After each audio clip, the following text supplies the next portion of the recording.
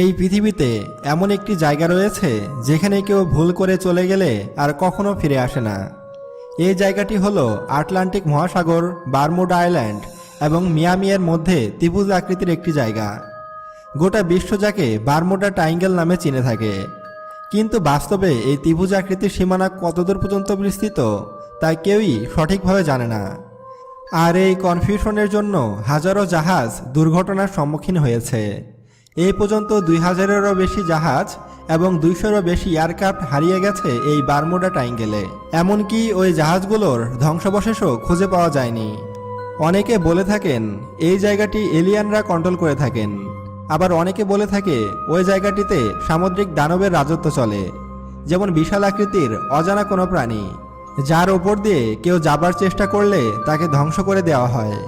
অবাক করা বিষয়টি হলো বর্তমান টেকনোলজি এতটাই উন্নত যে আমরা পৃথিবী থেকে বসে বসেই লাখো কিলোমিটার দূরত্বের অন্য গ্রহের সূক্ষ্ম সূক্ষ্ম জিনিস দেখতে সফল হয়েছি।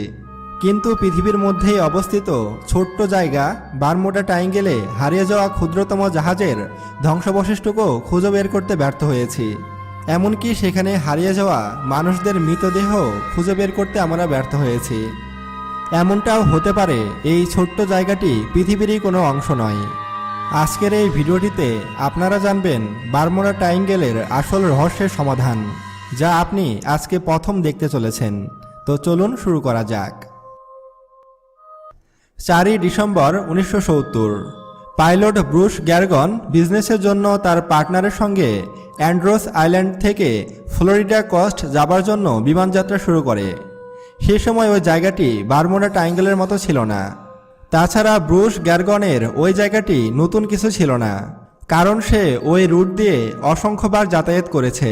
তাই ব্রুস কোনো চিন্তা ছাড়াই সামনের দিকে এগিয়ে চলেছে, কিন্তু সে জানতই না তার এই যাত্রাটি চিরস্মরণীয় হয়ে থাকবে। যখনই ব্রুস যাত্রা শুরু করে তখনই তার সামনে একটি আজব ঘটনা ঘটে।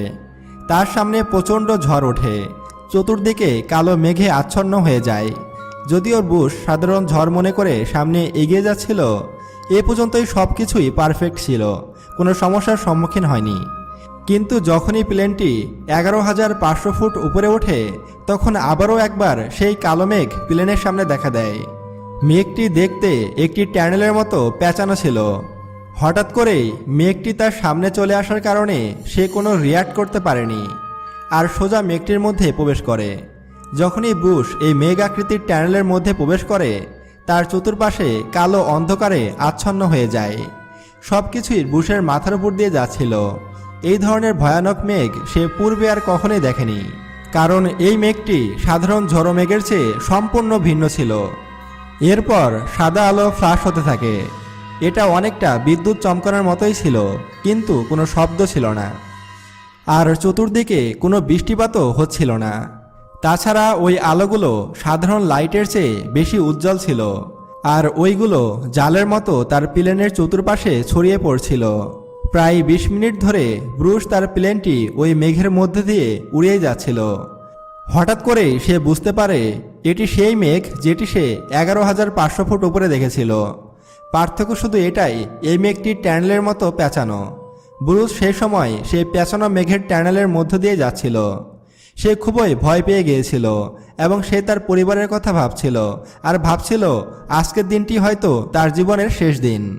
সে ভেবেই নিয়েছিল এই অবস্থা থেকে সে হয়তো আর কখনো বের হতে পারবে না, কারণ তার সামনে ওই ট্যানেল থেকে বেরিয়ে আসার কোনো রাস্তা চোখে পড়ছিল না। কিন্তু তার পরেক্ষণেই একটি আজব ঘটনা ঘটে যায়।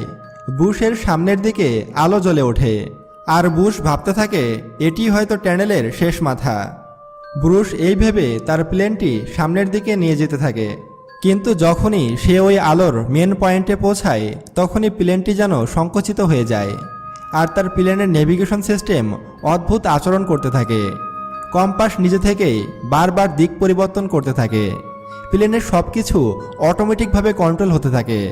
মনে হচ্ছিল বিমানটি অন্য কেউ কন্ট্রোল করছে। ব্রুস প্লেনটিকে নিয়ন্ত্রণ করার অনেক চেষ্টা করতে থাকে, কিন্তু কোনো কিছুতেই কোনো কাজ হচ্ছিল না। অটোমেটিকভাবে প্লেনটি চলতে থাকে।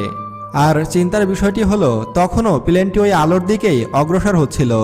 প্রায় 20 মিনিট ধরে ব্রুসের প্লেনটি এইভাবে হেলতে দুলতে থাকে, আর ওই পেঁচানো মেঘের মধ্য দিয়ে উঠতে থাকে। এরপর হঠাৎ এক ধাক্কায় প্লেনটি ওই মেঘের টানেল থেকে বেরিয়ে আসে। কিন্তু ওই 20 মিনিট বুশের সাথে যা ঘটেছিল তা পৃথিবীতে কখনো ঘটা সম্ভব নয়।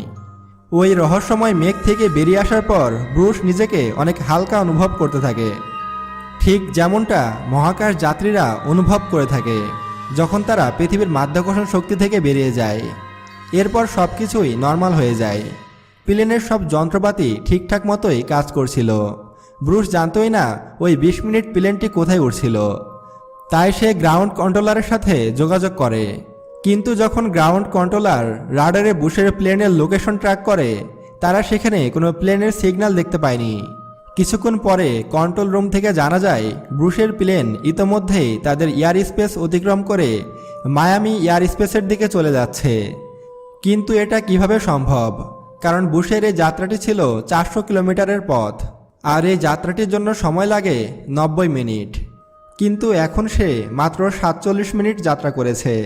যে প্লেনে করে যাত্রা করছিল তার সর্বোচ্চ গতি ছিল 290 কিলোমিটার পার ঘন্টা, অর্থাৎ 47 মিনিটে 400 কিলোমিটার পথ অতিক্রম করা অসম্ভব। তাই ব্রুস মনে করেন কন্ট্রোল রুম তাকে ভুল ইনফরমেশন দিয়েছেন। কিন্তু তারপরে ব্রুসের সব ডাউট জলের মতো পরিষ্কার হয়ে যায়। আসলে গ্রাউন্ড কন্ট্রোল রুমের ইনফরমেশনই সঠিক ছিল। তার সামনে মায়ামি এয়ারপোর্ট দেখা যাচ্ছিল। অবশেষে সে মায়ামি এয়ারপোর্টে ল্যান্ড করে। আর মায়ামি এয়ারপোর্টে ল্যান্ড করার পর ব্রুস যখন তার প্লেনের ফুয়েল চেক করে, তখন সে তার নিজের চোখকেও বিশ্বাস করতে পারছিল না। কারণ 400 কিলোমিটার পথ যাত্রার জন্য যতটুকু ফুয়েল শেষ হবার কথা, তার অর্ধেক ফুয়েল এখনও ট্যাঙ্কে রয়েছে। অর্থাৎ প্লেনটি মাত্র 200 কিলোমিটার যাত্রা করে মায়ামি গিয়ে পৌঁছায়। সে ভীষণই চিন্তায় পড়ে যায়, কারণ যেখানে অ্যান্ড্রোস আইল্যান্ড থেকে মায়ামির দূরত্ব 400 কিলোমিটার, সেখানে কিভাবে 200 কিলোমিটার যাত্রা করে পৌঁছালো।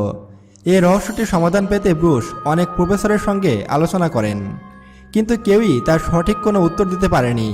উল্টো তারা বুশকেই বলতে থাকে, তোমার কথা ভুল হচ্ছে। বুশের সাথে কেন এমনটা ঘটল তার উত্তর কেউই দিতে পারেনি। তবে আজকে আমরা তার উত্তর খোঁজার চেষ্টা করব। এবারের কথাগুলো অনেক মনোযোগ দিয়ে শুনুন। আজ পর্যন্ত বারমুডা ট্রায়াঙ্গেলে কয়েকশো প্লেন হারিয়েছে, কয়েক হাজার জাহাজ নিখোঁজ হয়েছে। হাতে গোনা কয়েকটি বাদে বাকি প্লেনগুলোর কোনো ধ্বংসস্তূপও খুঁজে পাওয়া যায়নি কোনো যাত্রীর মৃতদেহ, যার কারণে এই জায়গাটি নিয়ে অনেকের জল্পনা তৈরি হয়েছে। অনেকে বলে থাকেন এই জায়গাটি সামুদ্রিক দানবেরা কন্ট্রোল করে থাকেন। এই জায়গাটিকে নিয়ে অনেকের অনেক কৌতূহল রয়েছে। ব্রুসের ওই ঘটনার পিছনে একটি থিওরি লেখা হয়, যেখানে বলা হয় ব্রুসের প্লেনের পিছনে ডার্ক এনার্জির হাত রয়েছে। বিজ্ঞানীদের মতে ডার্ক এনার্জি হলো ওই শক্তি যা ব্ল্যাক হোলের মতো এমন অন্ধকার টানেল বানিয়ে থাকে, যার মধ্য দিয়ে কয়েক লাখ কিলোমিটার রাস্তা কয়েক মিনিটে পাড়ি দেওয়া যাবে। ব্রুস হয়তো এমনই কোনো টানেলের মধ্য দিয়ে প্রবেশ করেছিল, আর সেখান থেকে সে জীবিত বের হয়ে আসতেও সক্ষম হয়েছিল। আর এই কারণেই সে 400 কিলোমিটার পথ মাত্র 47 মিনিটেই অতিক্রম করে ফেলে। আর ব্রুসই একমাত্র ব্যক্তি যে কিনা বারমুডা ট্রায়াঙ্গেল থেকে বেঁচে ফিরেছে। আর তার এই ঘটনাকে কেন্দ্র করে অনেক হলিউড মুভিও তৈরি করা হয়েছে। আর ডার্ক এনার্জি বা বারমুডা ট্রায়াঙ্গেলকে অবিশ্বাস করার কিছুই নেই, কারণ পৃথিবীতে এমন অনেক কিছু আছে যা বিজ্ঞানীরা কখনো আবিষ্কার করতে পারেনি। যেমন আপনাকে যদি প্রশ্ন করা হয় আপনার শরীরে আত্মা কোথায় আছে বা আপনার আত্মার ওজন কত, এটার উত্তর কোনো বিজ্ঞানীর কাছেই নেই বা আপনার কাছেও নেই। মানুষের আত্মা বা জান কোথায় আছে, কতটুকু ওজন, তা কেউই বলতে পারবে না। আর আপনি যদি আমাদের চ্যানেলে নতুন দর্শক হয়ে থাকেন, তাহলে এখনই সায়েন্স বিডিকে সাবস্ক্রাইব করুন এবং পাশে আসা বেল বাটনে ক্লিক করুন। দেখা হচ্ছে পরের ভিডিওতে। আল্লাহ হাফেজ।